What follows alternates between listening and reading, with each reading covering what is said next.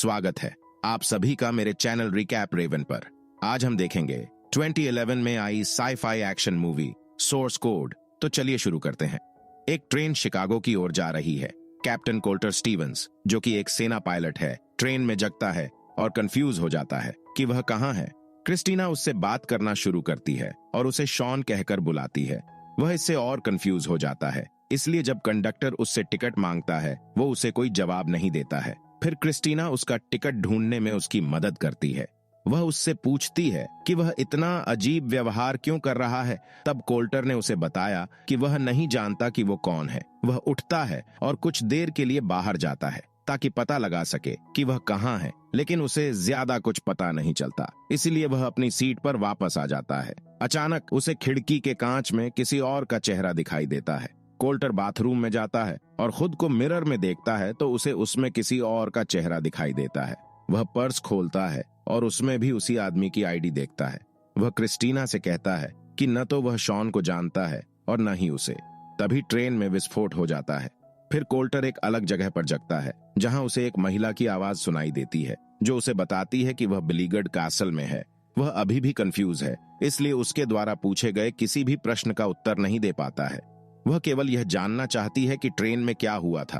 Coulter उससे पूछता है कि वह कौन है। तब वह उसके सामने मॉनिटर पर दिखाई देती है और कोल्टर को बताती है कि वह पहले से ही उसे जानता है। वह उससे एक प्रोसेस फॉलो करने को कहती है जिसमें वह उससे कुछ सवाल पूछती है। अचानक कोल्टर को उनके जवाब याद आने लगते हैं जैसे उसने यह पहले सुन रखे थे। फिर उसे उसका नाम गुडविन याद आता है। डॉक्टर रटलेज कुछ देर के लिए मॉनिटर पर आते हैं। फिर कोल्टर उनसे अपने पिता से बात करने के लिए कहता है। गुडविन उसे रोकती है और उससे ट्रेन में बम के बारे में पूछती है। वह कहता है कि वह नहीं जानता कि ट्रेन पर बम किसने रखा था, इसीलिए गुडविन ने उससे कहा कि वह फिर से उसे 8 मिनट के लिए ट्रेन के अंदर भेजेंगे। कोल्टर सोचता है कि वह एक सिमुलेशन में है, लेकिन गुडविन उसे इसका कोई जवाब नहीं देती है। वह सिर्फ इस बात पर जोर देती है कि उसे बॉम्ब और बॉम्बर दोनों का पता लगाना है। कोल्टर ट्रेन में वापस आ जाता है और अपनी घड़ी पर एक टाइमर लगाता है। फिर वह अपने आसपास बॉम्बर की तलाश शुरू करता है। उसे एक व्यक्ति पर शक होता है, लेकिन क्रिस्टीना उसे बताती है कि वह एक कॉमेडियन है। वह ट्रेन के चारों ओर कुछ भी अजीब चीज खोजता है, लेकिन उसे कुछ नहीं मिलता। फिर कोल्टर को याद आया कि धमाका उसके पीछे से हुआ था, इसलिए वह वॉशरूम को चेक करने जाता है। कोल्टर ने देखा कि वेंट के साथ छेड़छाड़ की गई है।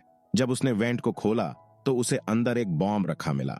वह गुडविन से आगे के निर्देश मांगता है, लेकिन उसे उसकी तरफ से कोई जवाब नहीं मिलता है, इसलिए कोल्टर बॉम्ब को वैसे ही छोड़ देता है और बॉम्बर को खोजने जाता है। वह गाड़ी में वापस जाकर लोगों से झूठ बोलता है कि वह एक सिक्योरिटी ऑफिसर है और उन सभी को अपने इलेक्ट्रॉनिक उपकरण बंद करने को कहता है। कोई भी उस पर विश्वास नहीं करता है और जब कोल्टर देखता है कि एक आदमी अभी भी अपने लैपटॉप पर है तो वह उसे एक मुक्का मारता है। कोल्टर उन्हें चिंता नहीं करने के लिए कहता है क्योंकि उसके हिसाब से ट्रेन पर कुछ भी असली नहीं है। तभी ट्रेन में विस्फोट होता है और वह वापस आ जाता है।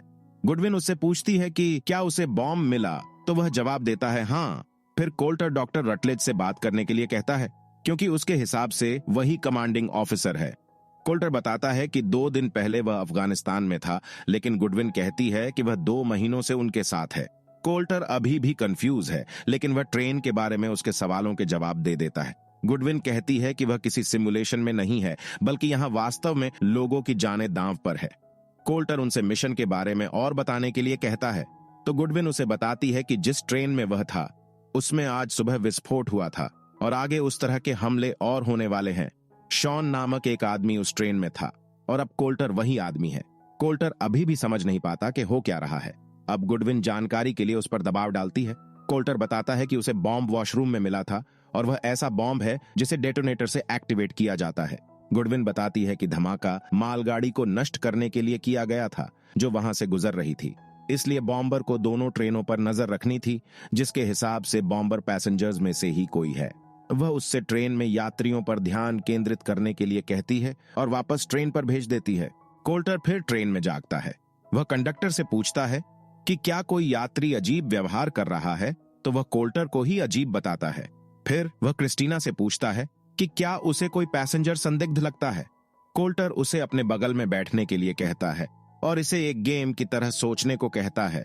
वह ट्रेन में मौजूद सभी लोगों के बारे में मजाक करती है। अचानक कोल्टर ने एक आदमी को वॉशरूम से बाहर आते हुए देखा। कोल्टर ने क्रिस्टीना से पूछा कि क्या उसने किसी और को वॉशरूम से बाहर आते हुए देखा, तो क्रिस्टीना बताती है कि उसने उसे वहां से आते हुए देखा था, जिससे वह एक सेकंड के लिए सोच में पड़ जाता है। कोल्टर शॉन की चीजें देखता है, लेकिन उसे उसमें कुछ नहीं मिलता है। फिर वह उस आदमी के पीछे जाने का फैसला करता है और क्रिस्टीना को भी अपने साथ ले लेता है। कोल्टर क्रिस्टीना को स्टेशन के बाहर इंतजार करने के लिए कहता है और खुद उसका पीछा करता है। वह आदमी के साथ एक बेंच पर बैठ जाता है और उससे उसका फोन उधार मांगता है। वह आदमी मना कर देता है और वहां से जाने लगता है। उसी समय कोल्टर उस पर हमला करता है और उसका सूटकेस छीन लेता है। वे दोनों झगड़ते हैं, लेकिन तभी बॉम्ब फट जाता है। कोल्टर को अभी भी लगता है कि यही हमलावर है, इसलिए वह फिर से उससे झगड़ता है। इसमें वह आदमी गलती से उसे पटरी पर धकेल देता है। कोल्टर समय पर नहीं उठ पाता है और सामने से आ रही एक ट्रेन उसे टक्कर मार देती है। अब वह एक अलग ही जगह पर जगता है, जहां वह किसी को सुन नहीं पाता है और वह जगह बहुत ठंडी होती है। गुडविन के साथ काम करने वाला व्यक्ति उसे बताता है कि कोल्टर मुसीबत में है। फिर वे दोनों रटलेज से मिलने जाते हैं, जो उन्हें बताता है कि उन्हें उसे संकेत भेजते रहने चाहिए, इस उम्मीद में कि वो किसी का जवाब दे दे। कोल्टर को एक टूलकिट मिलता है और उससे वह हीटर को चालू कर लेता है। फिर उसे पहले वाले प्रोग्राम की आवाज सुनाई देती है। जब रटलेज वहां बैठता है, उसे कोल्टर की आवाज आती है। डॉक्टर उससे बात करता है और बताता है कि उसने इस चीज का आविष्कार किया है, जिसके अंदर कोल्टर अब भी है। कोल्टर ने उसे बताया कि उसने एक यात्री की जान बचाई है। उसी समय गुडविन वापस आती है। वह कहती है कि ट्रेन के लोगों को बचाना उसका मिशन नहीं है और वह ऐसा नहीं कर सकता है। फिर रटलेज बताता है कि वह केवल सोर्स कोड में जिंदा है। कोल्टर पूछता है कि इसका क्या मतलब है, तो उसने समझाया कि सोर्स कोड कोई समय यात्रा की मशीन नहीं है।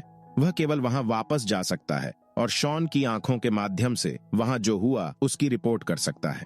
गुडविन क्रिस्टीना के बारे में ऑनलाइन देखती है और कोल्टर को बताती है कि क्रिस्टीना की आज सुबह ट्रेन धमाके में मृत्यु हो गई है। वे उसे वापस ट्रेन में भेजने को बोलते हैं, क्योंकि अब शिकागो शहर में दूसरा हमला होने वाला है, इसलिए शहर खाली कराया जा रहा है। उनका मानना है कि अगर वे पता लगा ले कि ट्रेन पर बॉम्ब किसने रखा, तो वे दूसरे हमले को रोक सकते हैं। इससे पहले कि वे उसे वापस भेजें, गुडविन उसे एक हैंडगन के बारे में बताती है, जो उसे ट्रेन में मिलेगी। जब कोल्टर ट्रेन में जागा, तो क्रिस्टीना को वहां देखकर बहुत निराश हुआ। वे थोड़ी बातचीत करते हैं और कोल्टर उसे पसंद करने लगता है। फिर कोल्टर मिशन पर लग जाता है। वह बंदूक की तलाश में जाता है और उसे वह बिल्कुल वहीं मिलती है जहां गुडविन ने बताया था। दुर्भाग्य से कंडक्टर ने उसे बंदूक के साथ पकड़ लिया। कोल्टर उससे लड़ता है कि तभी दूसरा कंडक्टर उसे करंट लगा देता है। कोल्टर जब उठता है तो देखता है कि क्रिस्टीना उसके बगल में है और पूछ रही है कि वह क्या कर रहा था। अब उसके पास समय खत्म हो रहा है, इसलिए कोल्टर उससे पूछता है कि अगर उसके पास जीने के लिए केवल 1 मिनट बचा हो तो वह क्या करेगी। क्रिस्टीना उससे कहती है कि सब कुछ ठीक हो जाएगा और तभी फिर से बम फट जाता है। कोल्टर दूसरी जगह जागता है और गुडविन को बताता है कि बंदूक का आइडिया अच्छा नहीं था। कोल्टर उससे पूछता है कि वह कैसा परफॉर्म कर रहा है, क्या वह गुडविन से अच्छा कर रहा है। तब गुडविन उसे बताती है कि वह सोर्स कोड के दूसरी तरफ नहीं गई है, क्योंकि उसके लिए वो क्वालिफाई नहीं करती है। इस बीच कोल्टर उसके कोट पर सैन्य पैच देखता है। गुडविन और समय बर्बाद नहीं करती है और उसे कहती है कि वह अच्छा कर रहा है। फिर वह उसे वापस भेज देती है। कोल्टर ट्रेन पर वापस आ जाता है और गुडविन के पास मौजूद सैन्य पैच को ड्रॉ करता है। कोल्टर क्रिस्टीना से अफगानिस्तान में गायब हुए अपने दोस्त की तलाश करने के लिए कहता है और उसे ढूंढने के लिए अपना असली नाम बताता है। कोल्टर ने देखा कि एक महिला के पास आर्मी मेडिकल सेंटर का बैग है, इसलिए वह उससे बात करने के लिए जाता है। वह उससे पैच पर लिखे अक्षरों के बारे में पूछता है। महिला बताती है कि इसका मतलब वायुसेना है और एन का मतलब नेलिस है। कोल्टर ने उससे उसका फोन मांगा और नेलिस एयरफोर्स बेस पर कॉल किया। वह रटलेज के बारे में पूछता है और ऑपरेटर से कहता है कि वह उसे बताए कि कैप्टन कोल्टर स्टीवंस उसे बुला रहे हैं। क्रिस्टीना उसे ढूंढती है और बताती है कि जिस दोस्त को उसने ढूंढने के लिए कहा था, वह 2 महीने पहले ही मर चुका है। अचानक कोल्टर को अफगानिस्तान से कुछ यादें दिखाई देती हैं और उसे गुडविन की आवाज सुनाई देती है। जब वह दूसरी जगह जगता है तो वह गुडविन से पूछता है कि क्या वह मर गया है, क्योंकि उसने ऑनलाइन आर्टिकल में ऐसा पढ़ा था। कोल्टर सच्चाई जानने पर जोर देता है। तब गुडविन कहती है कि उसके दिमाग का हिस्सा अभी भी सक्रिय है, लेकिन उसका शरीर उसकी एक कल्पना है। वह बताती है कि वह कैप्सूल भी कोल्टर की बनाई हुई एक कल्पना है। रटलेज बीच में आता है और उसे ट्रेन में वापस जाने के लिए कहता है। ताकि वे दूसरे हमले को रोक सके। कोल्टर अभी भी सोर्स कोड के काम करने के तरीके को समझ नहीं पाता है और रटलेज को बताता है कि उसने उसे आज सुबह ट्रेन से कॉल किया था। डॉक्टर उसे बताता है कि उसे कोई कॉल नहीं आया था और अगर उसने कॉल रिसीव भी किया होता तो वह एक अलग रियलिटी होती। रटलेज ने उससे वादा किया कि अगर उसने मिशन पूरा कर लिया तो वह उसे इससे बाहर निकाल लेंगे। फिर वह उसे ट्रेन में वापस भेज देता है। वे बिना आराम के इस प्रक्रिया को बार बार दोहराते हैं। अब कोल्टर इसे और नहीं करने को कहता है। तब रटलेज उसे उसके पिता की रिकॉर्डिंग चलाकर सुनाता है, जिससे कोल्टर मोटिवेट हो जाता है और उसे वापस भेजने के लिए कहता है। कोल्टर ट्रेन में वापस आता है और सीधे बंदूक की ओर चला जाता है। वह बम से डेटोनेटर फोन निकालता है और उसके कॉल लॉग में जो फोन नंबर होता है उस पर कॉल करता है। उस कॉल का जवाब एक आदमी देता है। कोल्टर उसे पीछे मुड़ने के लिए कहता है, लेकिन सामने वाला एक आदमी उसकी बात सुनकर मुड़ जाता है। कोल्टर उसके बगल में बैठता है और उस पर बंदूक तान देता है। आदमी कहता है कि वह अपनी पत्नी से बात कर रहा था, इसलिए कोल्टर दोबारा फोन मिलाता है।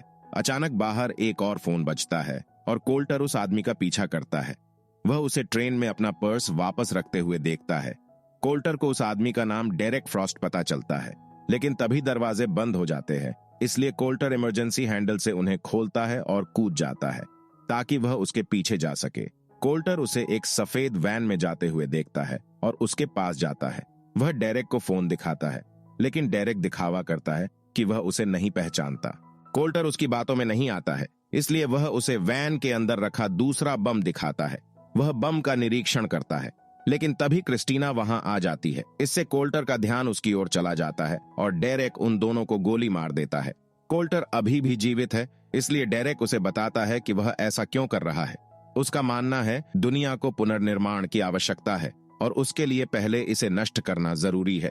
फिर डेरेक वैन में चढ़ता है और चला जाता है। थोड़ी देर बाद ट्रेन में बम फट जाता है। जब कोल्टर कैप्सूल में वापस जाता है, वह गुडविन और रटलेज को बॉम्बर और उसकी वैन के बारे में बताता है। उसने पुष्टि की कि दूसरा बम रेडियो एक्टिव है। रटलेज और गुडविन ने उसे बधाई दी और कहा कि उनका मिशन खत्म हो गया है। कोल्टर गुडविन से लोगों को बचाने की कोशिश करने के लिए उसे वापस भेजने को कहता है। इस बीच सेना ने डेरेक को दूसरा बम विस्फोट करने से पहले गिरफ्तार कर लिया। रटलेज को अपने प्रोजेक्ट के लिए बहुत तारीफ मिलती है। गुडविन ने उसे बताया कि वह अतीत को नहीं बदल सकता है, लेकिन कोल्टर कहता है कि बम पर जरूर एक दूसरा फोन होगा जिसे उसने पहले नहीं देखा था। कोल्टर ने गुडविन से अनुरोध किया कि वह उसे वापस भेज दे और फिर सोर्स कोड को बंद कर दे। गुडविन ने निर्णय लेने में थोड़ा समय लिया, लेकिन फिर वह मान जाती है। गुडविन कोल्टर को बताती है कि इस सोर्स कोड के अंत में वह उसका लाइफ सपोर्ट बंद कर देगी और कहती है कि उसे उसके साथ काम करके अच्छा लगा। कोल्टर आखिरी बार ट्रेन में वापस आता है। वह क्रिस्टीना को डेट के लिए पूछता है और वह बहुत खुशी से इसे स्वीकार करती है। फिर कोल्टर तुरंत बम की ओर जाता है और इस बार दोनों डेटोनेटर को निकाल लेता है। वह चुपके से कंडक्टर की हथकड़ी चुरा लेता है, जबकि गुडविन रटलेज से मिलने जाती है।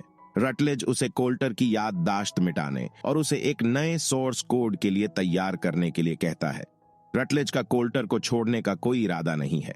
ट्रेन में कोल्टर डेरेक को नीचे उतरने से रोकता है और उसे एक रॉड से बांध देता है। वह उसे फोन दिखाता है और फिर पुलिस को कॉल करता है। कोल्टर उन्हें डेरेक और वैन में रखे रेडियो एक्टिव बम के बारे में सब कुछ बताता है। कोल्टर उसका फोन लेता है और डेरेक को वहीं छोड़ देता है। वह उससे गुडविन को एक ईमेल भेजता है और अपने पिता को कॉल करता है। कोल्टर अपने पिता को बताता है कि वह कोल्टर का दोस्त है और मरने से पहले कोल्टर कहना चाहता था कि वह उनसे बहुत प्यार करता है। इस बीच गुडविन उस स्थान पर जाती है जहां कोल्टर का शरीर रखा है और चैम्बर खोलकर उसकी हालत देखती है। फिर कोल्टर क्रिस्टीना के पास वापस चला जाता है। रटलेज को फोन आता है कि गुडविन ने कोल्टर के चैम्बर का दरवाजा लॉक कर लिया है। वह सैनिकों के साथ दरवाजा खोलने की कोशिश करता है। ट्रेन में कोल्टर क्रिस्टीना से बातें करता है और फिर उसे किस कर देता है। गुडविन कोल्टर का लाइफ सपोर्ट बंद कर देती है और जब तक सैनिक अंदर आते हैं तब तक कोल्टर मर चुका होता है। ट्रेन में विस्फोट नहीं होता है और कोल्टर अभी भी जीवित रहता है। फिर वो और क्रिस्टीना शिकागो की सैर पर निकलते हैं।